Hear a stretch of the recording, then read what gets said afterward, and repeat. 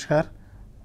पिछले लेक्चर में हमने बात कर रहे थे माउंट सेंट हेलेंस वॉल्केनो की, और उसमें मैं बता रहा था कि आपको जो है कि ये पोर्शन जो है इसमें जो डोम बन रहा है क्योंकि वॉल्केनिक जो मतलब वॉल्केनिक एक्टिविटी इसमें देखी गई है। हालांकि जो मैग्मा है वो स्लोली मूव कर रहा है, लेकिन टाइम आएगा ये पूरा फटेगा और पूरा इरप्शन होगा करके। जैसे कि मैं पिछली बार बता रहा था कि और इसमें जो एक्टिविटी देखी गई है वो रिन्यूड एक्टिविटी 2004 से 2006 के बीच में, ये पुराना डेटा है। ये 1980 के बाद का जो है करके इसमें ये एक्टिविटी देखी गई है कि डोम बनना शुरू हुआ है करके।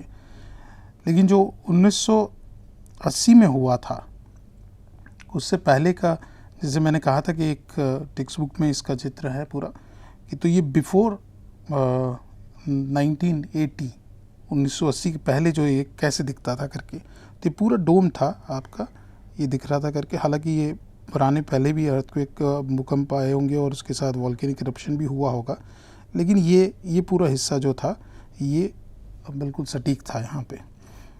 और जो है 1980 के बाद जो है ये पूरा पोर्शन जो है ये ब्लो आउट हो गया करके। तो ये आप देख सकते हैं कि ये कुछ इस तरह से था पहले, ये पूरा के पूरा आपका ब्लो आउट हुआ है करके। तो अगर इसको देखें तो इन्होंने जो इसके वो लगाए हैं कि during the eruption much of the northern side of the composite volcano, क्योंकि कंपोजिट वॉल्केनो इसलिए कह रहे हैं कि मल्टीपल इरप्शंस की वजह से ये हाइट गेन करता है करके। तो इसको अगर अच्छे से देखना चाहें तो मैं अभी इसको हटा देता हूँ तो आप कंपेयर कर पाएंगे इसको करके। तो much of the northern side of the composite volcano was blown away, मतलब ये पूरा कि पूरा इसको ब्लो आउट हो गया था करके। And the altitude of the summit, मतलब ये इसकी जो एल्टीट्यूड था आपका ये समिट का, was reduced by approximately 400 metres, मतलब 400 मीटर जो है ये हिस्सा जो था इसका ब्लो आउट हो गया करके। और ये बताया गया है कि इसकी जो हाइट थी वो करीब 9677 फीट थे पहले, और उसके बाद जो ये ब्लो आउट होके हुआ तो ये हुआ करीब करीब 8363 फीट। इसमें जो एरिया अगर देखेंगे तो ये पूरा जो है ये करीब करीब इतना पोर्शन जो है इसका रिमूव हो गया था 1314 फीट का जो है कि 400 मीटर इसको पूरा इसका रिड्यूस हो गया। ये पूरी इस तरह से एक क्रेटर बन गया है यहाँ पे। अब जो हो रहा है वो यहाँ पे एक्टिविटी दिख रही है कि इनको डोम बनना शुरू हुआ है यहाँ पे। तो बेसिकली ये देखा गया है कि मतलब इस तरह के जो भयानक वॉल्केनिक इरप्शंस धरती पे हुए हैं तो उसका अफेक्ट जो है, उसका असर कहाँ तक देखा गया है। क्या वो क्लाइमेट को भी अफेक्ट किया था उसने? हालांकि डेफिनेटली कुछ इरप्शंस ऐसे हैं इस धरती पे हुए हैं जिसने काफ़ी लोगों को मारा है करके, and most of the people got killed. ये एक हिस्टोरिकल इवेंट्स हैं यहाँ पे, अगर देखें आप करके तो जो ख़तरनाक और भयानक जो वॉल्केनिक इरप्शंस हुए हैं इस धरती पे, ये कुछ लिस्ट हैं इसकी। और ये करीब 79 AD से लेके 2010 तक का है, हमारे पास डेटा है ये वाला करके। हालांकि इसके बाद भी कुछ हुए हैं वो भी हमारे पास हैं, लेकिन ये कहा जाता है कि ये काफ़ी ये आपदा थी और काफ़ी भयानक थी। और सबसे पहले जो आता है नाम यहाँ पे जो है वो वेसुवियस का आता है, इटली में है ये। तो इसमें ये AD 79 में हुआ था, और इसने एक जो शहर कह लें या गांव कह लें करके पोम्पई करके था, उसमें करीब करीब 16,000 लोगों को इसने तबाह कर दिया था, पूरे मर गए थे। और इसके कुछ अवशेष भी हैं, वो आगे मैं कुछ स्लाइड्स हैं उसमें बताऊंगा करके आपको। So city was buried by volcanic activity and recovered. ये बाद में जब ये लोग ने फिर मतलब ये आप कह सकते हैं कि कई सदियां बीत गई, उसके बाद यहाँ पे लोग बसना शुरू हुए। ये करीब करीब 1595 में ये लोग वापस आए यहाँ पे और बसे करके। और 16,000 उस समय की पॉपुलेशन के हिसाब से अगर हम देखें तो काफ़ी बड़ा नंबर है, 16,000 लोगों को मारना। और अभी तो पॉपुलेशन और भी बढ़ गई है, तो काफ़ी लोग अगर इस तरह का इरप्शन होगा तो मारे जाएंगे करके। उसके बाद अगर देखें हम लोग तो थोड़ा और जो मतलब था, ये हमने बाकी भी बताया है कि आइसलैंड में भी हुआ है जिसने करीब 10,000 लोगों को मारा था करके। फिर आपका 1800 और ये 1783 में था, 1815 में था। तो इसने जो है ये हम कह रहे हैं कि टम्बोरा इंडोनेशिया में जो वॉल्केनिक इरप्शन हुआ था, ये इसने करीब करीब नहीं तो 10,000 लोगों को मारा और 80,000 लोगों को अफेक्ट किया था इन टोटल करके। और इसका अफेक्ट हुआ था क्लाइमेट पे, जिसकी वजह से ग्लोबल कूलिंग हुई थी।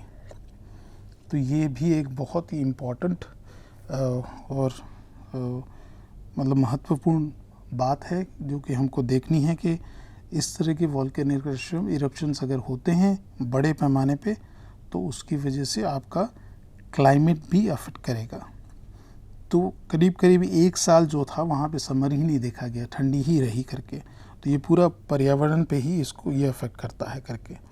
उसके बाद एक और भी था जो कि इंडोनेशिया में था, और इंडोनेशिया आपको अगर याद है तो ये एरिया वही है जहाँ पे हम लोग बता रहे थे रिंग ऑफ फायर का है। और ये पोर्शन जो है ये भारत के साउथ में आता है, जहाँ पे आपका 2004 की सुनामी भी आई थी और बड़ा भूकंप जो माना जाता है वो इस धरती पे हुआ है करके।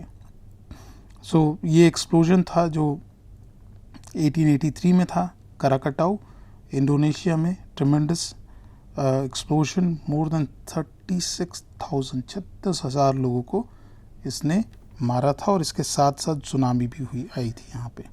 क्योंकि ये जो वॉल्केनो है, मान लीजिए कि आपका, हम थोड़ा सा इसका कुछ स्केच बनाने की ये कोशिश करते हैं। यहाँ पे ये वॉल्केनो जो है ये आपका समुद्री तट के करीब है करके। और सुनामी जो होता है वो ज़्यादातर, जो हम आगे भी पढ़ाएंगे इसको, लेकिन सुनामी जो है ये बेसिकली हम लोग जब कहते हैं कि जो पानी की सतह है, वाटर का सरफेस है, इसको डिस्टर्ब करता है, कोई भी कारण हो उसका, तो वो सुनामी पैदा करेगा करके। तो ये वेव्स जनरेट करता है यहाँ पे। तो इसका बहुत बड़ा हिस्सा था वो टूट के जो है पानी में जब आया तो इसने ये वेव्स बनाई और इसकी वजह से आपकी सुनामी आई यहाँ पे। तो 36,000 लोगों को इसने मारा था करके। इसी तरह से दूसरे भी माउंट पेली का है एक, जो कि 30,000 लोगों को इसने मारा इन ए मैटर ऑफ मिनट्स। मतलब बहुत ही फास्ट। मतलब आप जो पिछला एक हम लोग वाक़या देख रहे थे जो कि माउंट सेंट हेलेंस का था, जिसमें जो स्पीड रही थी वो करीब करीब आपकी 1000 किलोमीटर की थी पर आवर। और उसका टेम्परेचर जो था हम लोग ले रहे थे, जो देखे थे, वो करीब करीब 600 डिग्री सेंटीग्रेड था। ये था आपका माउंट सेंट हेलेंस का था। तो ये इस तरह की जो इन्फॉर्मेशन है ये आने वाली सदियों के लिए और सदियों में लोगों के लिए काफ़ी महत्वपूर्ण रहेगी। फिर आपका दूसरा एक बड़ा जो भूकंप हम लोग जो वॉल्केनिक इरप्शन ले लें, जिसमें ये चिली में हुआ था और ये 1963-64 के बीच का है करके। तो करीब करीब इसमें 30,000 लोगों को इवैक्यूएट किया गया था करके। और इसी तरह से जैसे ये 1980 वाला जो हम लोग बात कर रहे थे, ये जो था आपका माउंट सेंट हेलेंस का था, ये 1980 का था। तो ये जो था ये भी काफ़ी, लेकिन जैसे मैंने कहा कि इसमें लोग बहुत कम मरे गए थे, क्योंकि ये इसकी जानकारी इनको थी पहले से कि यहाँ पे इरप्शन हो सकता है। और इन्होंने बहुत एक अच्छी चीज़ की है वहाँ पे कि जिस एरिया में ये वॉल्केनिक इरप्शन है और इनको आइडिया है कि इतना एरिया अफेक्ट कर सकता है उसको, वहाँ पे कोई सेटलमेंट नहीं है, वहाँ पे किसी को बसने नहीं दिया है इन्होंने करके। तो वो एक काफ़ी अच्छा निर्णय है इन लोगों का। फिर पिनाटुबू करके एक है, फिलीपाइंस में हुआ था। ये भी एक काफ़ी भयंकर था। और इसके साथ साथ जो है ये ऐश फ्लो और मड फ्लो भी हुआ था यहाँ पे। और मड फ्लो अगर होता है जैसे हम लोग कहते हैं तो इसको लाहर फ्लो भी कहते हैं। इसके बारे में हम लोग आगे भी जानेंगे करके। लेकिन जब अगर ये वाला जो पोर्शन था debris avalanche and mud flow जो 1980 वाले में था, तो ये एक कहते हैं हम लोग कि इसके साथ जब ये होता है तो लाहर फ्लो इसको कहा जाता है करके। ये क्योंकि मिक्सचर होता है आपका लावा और स्नो का और इसका और पानी का अगर होता है तो ये लाहर फ्लो ये बनता है। इसका डेफिनेशन ये है करके। सो इसी तरह से और भी हैं जो कि 21वीं सदी के हैं, जो कि आपका 2008 का है। ये पायरोक्लास्टिक फ्लो है, हम लोग इसके बारे में और देखेंगे करके। इसमें करीब करीब मतलब हम लोग ये कहें कि ऐश फ्लो जो होता है वो उसमें फाइनर मटेरियल बाहर आता है, लेकिन पायरोक्लास्टिक में आपके पास इसके रॉक्स के पीसेस भी आना, पत्थर के बड़े बड़े जो पीसेस हैं वो भी आते हैं करके।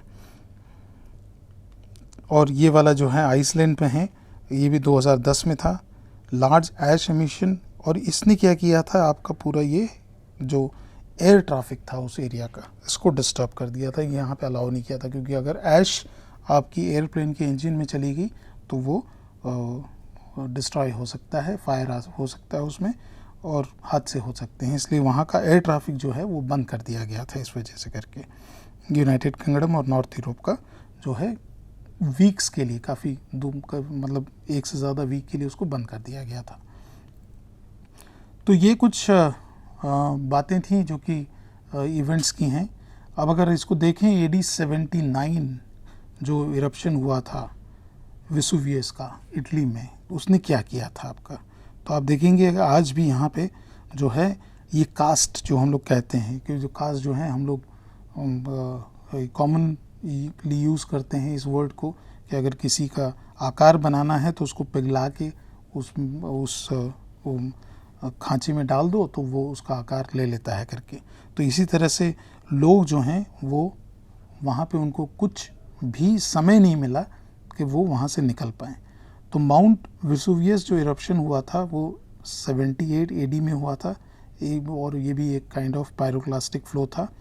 Destroyed the Rome towns of Pompeii and आपका दूसरा एक एरिया था वो भी इसमें हुआ था। और जैसे मैंने कहा कि 16,000 से ज़्यादा लोग इसमें मारे गए थे। और ये जब पता लगा, ये करीब करीब आर्कियोलॉजिस्ट को जब ये इन्होंने एक्सकेवेट किया, सो तो archaeologists excavated the remains of some 2,000 लोगों का सफोकेटेड जो फील करके मर गए थे वहाँ पे, और उनका उसी पोजीशन में वो थे। उनका पूरा कास्ट जो था, वो प्लास्टर कार्ड्स जो था वो उन्होंने बरामद किए आर्कियोलॉजिकल सर्वे के एक्सकेवेशन के समय करके। So plaster cards of mould of victims reveal adults, childrens and dogs in their death position. मतलब इसमें आप देखेंगे तो इसमें ये बताया गया है कि बच्चे भी थे और बड़े भी लोग थे और कुछ जानवर भी थे जो उनके साथ उसी पोजीशन पे वो मारे गए थे करके। तो ये काफ़ी भयानक इवेंट था करके। और पोई was buried by up to 3 metre of ash, मतलब 3 मीटर थिक इसका जो था वो ऐश थी। एंड प्यूमिस जो था एक रॉक, ये भी एक रॉक है जो कि हम लोग आगे देखेंगे इसको, प्यूमिस को, कि प्यूमिस क्या होता है। प्यूमिस काफ़ी लाइट होता है करके। और ये एक्सकेवेटेड करीब यहाँ पे जो था करीब 20 मीटर नीचे इनको वॉल्केनिक डिब्रीज मिली थी। तो ये भी मतलब अगर इस तरह की इन्फॉर्मेशन हम लोगों के पास है तो ये काफ़ी हेल्प करता है कि फ्यूचर में अगर मतलब इस तरह का भूकंप और उसके साथ जो वॉल्केनिक इरप्शन होता है तो कितने आसपास के शहर जो हैं वो तबाह होंगे और इसका कहाँ तक अफेक्ट होगा इसकी। तो ये एक एग्ज़ाम्पल था। अब दूसरा एक आता है इंडोनेशिया वाला, जो भी ये भी काफ़ी बड़ा माना जाता है।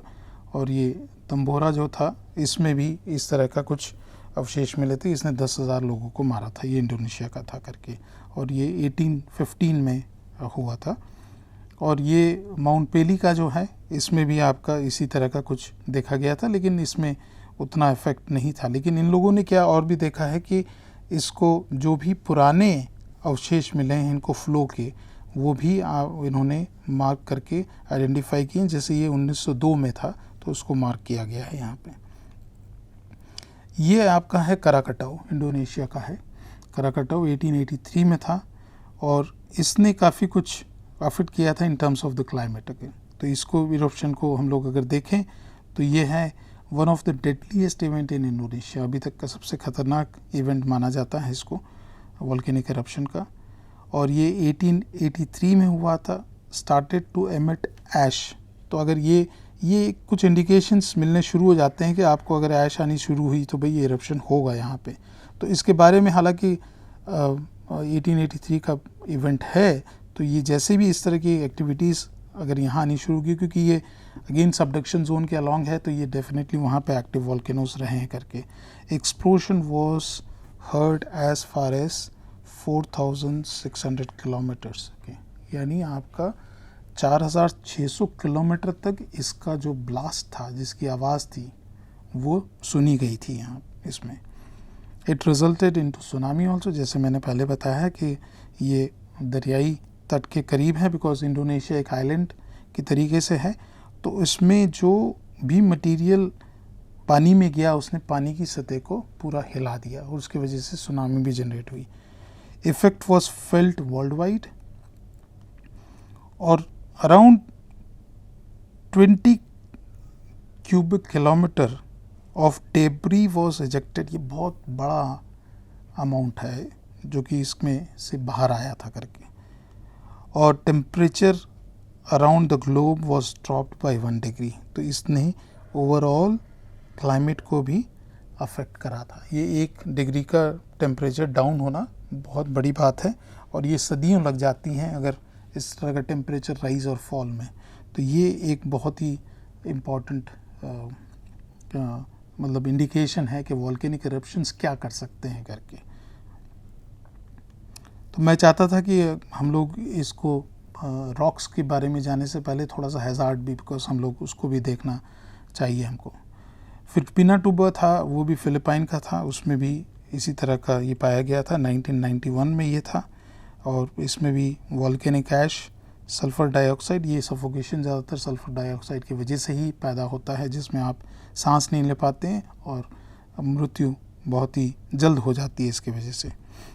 तो एक्सट्रीमली फाइन मटेरियल जो कि हम लोग कहते हैं कि एरोसोल्स, ये पूरी हवा में रही और ये करीब करीब जो है कि the upper part of atmosphere and circled the earth for more than a year. मतलब ये इसकी जो ऐश थी वो 1 साल से ज़्यादा हवा में रही अराउंड द वर्ल्ड करके। And this dust cloud temporarily lowered average global temperature. इसने भी आपका जो जिस तरह से हम लोग देखें पिछले वाले इवेंट में, इसने भी ये उसको टेम्परेचर को डाउन किया था। तो क्लाइमेटिक इफेक्ट जो था इसमें भी हुआ है आपका करके। फिर ये आइसलैंड में था जो कि अभी ज़्यादा पुराना नहीं है और इसने जो है, जैसे हमने बताया है कि इसने ये 2010 में हुआ था और इसने एयर ट्रैफिक को काफ़ी अफेक्ट किया था इसने, क्योंकि यहाँ पे अलाउड नहीं किया गया था, कुछ वीक्स तक इसको वहाँ पे स्टॉप कर दिया गया था करके। अब आते हैं इग्नियस रॉक्स पे, जो कि हम लोग बेसिकली देख रहे थे कि ये 2 लोकेशंस पे मिलते हैं। एक तो आपका जो स्प्रेडिंग सेंटर्स हैं आपके, जो कि आपकी यहाँ से निकल के, मतलब ये ओशनिक सेंटर में जो है आपके, हम लोग स्प्रेडिंग सेंटर्स में ले लें तो ये आपका वहाँ पे भी दिखता है कि मैग्मा आपका बाहर आएगा करके। और दूसरा जो है आपका जो है सरफेस पे आपका वॉल्केनिक इरप्शन होगा, जो कि धरती के अंदर से आपके वेंट्स आपके बनेंगे और इसके ऊपर से ये आपका फ्लो होना शुरू होगा और मैग्मा जो आएगा वो आपका ऊपर आके लावा फ्लो करेगा करके। तो 2 लोकेशंस जो हैं हमारा ये है। और मेन ये, और तीसरा जो है ये जब वॉल्केनिक इरप्शन वाली बात करते हैं तो हमारे पास दिमाग में तुरंत आएगा कि ये आपका बेसिकली सबडक्शन जोन्स में होगा। ये जो भी इस तरह की एक्टिविटीज़ होंगी ये सबडक्शन जोन्स में देखी जाएगी, जहाँ पे यहाँ पे मेल्ट हो गया पूरा इसमें ऊपर जाएगा करके। तो ये है। तो इग्नियस रॉक्स बेसिकली हमारा जो है ये जो अर्थ क्रस्ट है वो अर्थ क्रस्ट सेडिमेंट्री रॉक्स की भी हो सकती है और मेटामॉर्फिक रॉक्स की भी है। तो ये जाके जब सबडक्ट होती है आपकी तो इग्नियस रॉक्स मेल्टिंग की वजह से आपका बनता है। और जो हमने पिछली बार देखा कि इसमें 2 तरह के होते हैं आपके, इंट्रूसिव है और एक्सट्रूसिव है। ये 2 तरह के हैं और इसमें हमने देखा कि ये जो होगा इंट्रूसिव जो होगा वो कोर्स ग्रेन होगा आपका, और ये फाइन ग्रेन होगा आपका करके। और इसका जो है ये फास्ट कूलिंग है इसका, क्योंकि ये इसका जो है ये एक्सट्रूसिव जो होगा वो आपका फास्ट कूलिंग होगा, और ये स्लो कूलिंग होगा आपका। तो ये चीज़ें आप ध्यान में रखें, हम लोग आगे बात करते हैं इसमें करके। तो रॉक साइकिल जो है वो इसी को दर्शाती है कि आपका मैग्मा जो है वो ऊपर आता है, सॉलिडिफिकेशन होता है और इग्नियस रॉक्स बनते हैं, और फिर उसके बाद जो है ये प्रोसेस हम लोग नेक्स्ट लेक्चर में जब हम लोग सेडिमेंट्री रॉक्स के बारे में बात करेंगे उसमें बात करेंगे, और तीसरा जो है वो आपका मेटामॉर्फिक रॉक्स के बारे में बात करेंगे, तब बात करेंगे। तो अभी जो है हमारा मेनली ये है कि पार्शियल मेल्टिंग हुआ, मैग्मा बनाया, और ये सरफेस पे कुछ आया, उसने सॉलिडिफाई किया और आपका इग्नियस रॉक्स बने, तो ये होगा। और इंट्रूसिव होगा आपका तो वो कोर्स ग्रेन होंगे, और सरफेस पे आएगा तो फाइन ग्रेन होगा करके।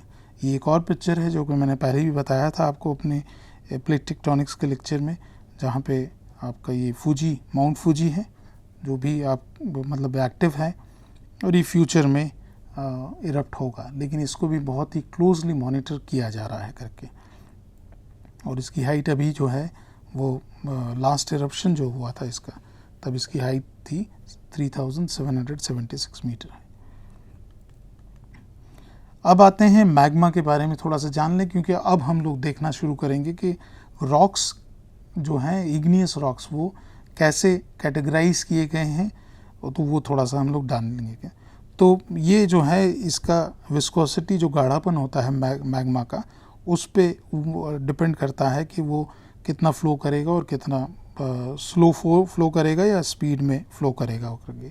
सो फ्लूइडिटी जो है और viscosity of the magma depends on silica percentage, उसके में सिलिका कितना है करके। SiO2 हम लोग ले लें, SiO या तो सिर्फ सिलिका कहें हम लोग, SiO2 नहीं, SI हम लोग कहते हैं, तो उसको देखेंगे। तो सिलिका जो है, सिलिका रिच अगर होता है तो नोन एज एसिडिक मैग्मा। ये जो होता है, अगर मतलब सिलिका रिच है, ज़्यादा है सिलिका, तो ये मोर विस्कस होगा। So do not spread and pile up at one place, मतलब ये इतना गाढ़ा होता है कि ये ज़्यादा इजीली फ्लो नहीं कर पाएगा करके आपका, तो उसको हम लोग टर्म कहते हैं एसिडिक मैग्मा। और सिलिका पुअर जिसमें कम है उसको बेसिक मैग्मा कहते हैं। ये इसमें गाढ़ापन कम होता है, इसलिए क्या होगा, ये फ्लो जल्दी होगा, फास्टर होगा एंड ऑक्यूपाइज लार्ज एरिया। तो ये रॉक्स के अलावा जो है इसका महत्व क्या है करके, अगर हमको पता है कि हमारा जो वॉल्केनिक इरप्शन है वो, मान लो कि हम लोग एक कैटेगरी ये ले रहे हैं कि एक हमारा जो है वो सिलिका रिच है आपका, तो सिलिका रिच है, और ये हमने कहा कि ये तो आपका गाढ़ापन मोर विस्कस होगा आपका। तो अगर मान लीजिए कि आपका वॉल्केनिक इरप्शन हो रहा है और मैग्मा यहाँ से निकल रहा है, तो ये बहुत दूर तक नहीं जाएगा करके। और दूसरे वाले केस में क्या होगा, सिलिका पुअर है और ये जो है ये लेस विस्कस है आपका।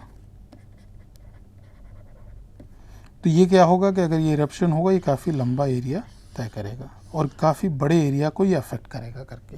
तो ये दोनों चीज़ें अगर हमको पता है कि हमारा जो वॉल्केनो है किस टाइप का है और किस तरह का इरप्शन करता है, वो सिलिका रिच मैग्मा ईल्ड कर रहा है या दे रहा है हमको, या तो सिलिका पुअर है, तो उस बेसिस पे भी हम लोग अंदाज़ा लगा सकते हैं कि कितने हद तक और कितने एरिया को ये कवर करेगा। तो ये दो चीज़ें जो हैं, इसकी दो तीन चीज़ें जो हैं वो आप याद रखिएगा, और इससे रिलेटेड हैज़ार्ड जो है वो क्या हो सकता है उसको भी ध्यान में रखिएगा करके। हालांकि ये पार्ट जो है ये हमारे लिए इम्पोर्टेंट रहेगा कि इसका रॉक्स बनाने में क्या फ़ायदा है इसका, और इसमें क्या अलग अलग तरह के रॉक्स बनते हैं करके। तो सिलिका रिच जो है आपका एसिडिक मैग्मा है, सिलिका पुअर जो है वो बेसिक मैग्मा है। सिलिका रिच आपका मोर विस्कस है, तो ये ज़्यादा स्प्रेड आउट नहीं होगा, लेकिन सिलिका पुअर होगा क्योंकि लेस विस्कस है, तो वो ज़्यादा दूर तक और लार्जर एरिया ऑक्यूपाई करेगा। However viscosity of the magma is considerably influenced by temperature too, because temperature तो बड़ा important part है इसका। तो ये भी आपका है, अगर आप इसको ज़्यादा, इसके तापमान ज़्यादा है तो ये लेस विस्कस हो सकता है करके। तो ये बिल्कुल आपकी जो हम लोग कहते हैं, अगर हम तेल को गर्म करते हैं कड़वे तेल को ले लें और उसको गर्म करेंगे तो इनिशियली जो ठंडा होता है वो काफ़ी गाढ़ा होता है, लेकिन जब गर्म होता है वो पतला हो जाता है। तो इसलिए टेम्परेचर भी इसको अफेक्ट करता है। So when temperature is low it is more viscous and when temperature है हाई लेस विस्कस है। तो ये एक और इसमें पैरामीटर है जो कि अफेक्ट करता है इसको। अब आते हैं इग्नियस रॉक जो है, अगेन जो नाम है वो लैटिन नाम है इसका। इग्नियस का मतलब है फायर, और ये काफ़ी सटीक बैठता है इस पर, क्योंकि आपका जब भी इरप्शन होता है इसके साथ आपको ज्वालामुखी में हम लोग कहते हैं ज्वालामुखी, तो ये है ज्वाला है, इग्नियस है करके। सो एक्सट्रूसिव एंड इंट्रूसिव रॉक्स, अब इसके बारे में थोड़ा सा बात करते हैं, हालांकि हमने कुछ बात तो कर दी है पहले करके। सो जो इंट्रूसिव रॉक्स हैं वो क्या है, commonly observed form of plutonic, इसको प्लूटोनिक भी कहते हैं हम लोग करके। सो प्लूटोनिक रॉक अगर कहीं पे आता है आपको तो ध्यान में होना चाहिए कि इसको इंट्रूसिव रॉक्स के क्या है, ये plutonic rock is the intrusive rocks. Okay, they are observed in field are dykes, ठीक है, सेल्स, ये एक वो है लोकोलिथ्स, वॉल्केनिक नेक्स, बेथोलिक। तो ये स्ट्रक्चर्स हैं, इसको कैसे देखते हैं, इसके फॉर्म्स कहते हैं हम लोग इसको। तो ये कैसे दिखते हैं उसके बारे में हम लोग अभी देखते हैं। तो ये है इंट्रूसिव रॉक जो कि आपके सरफेस पे नहीं आ रहे हैं, जो अंदर ही रह रहा है, धरती के अंदर है करके।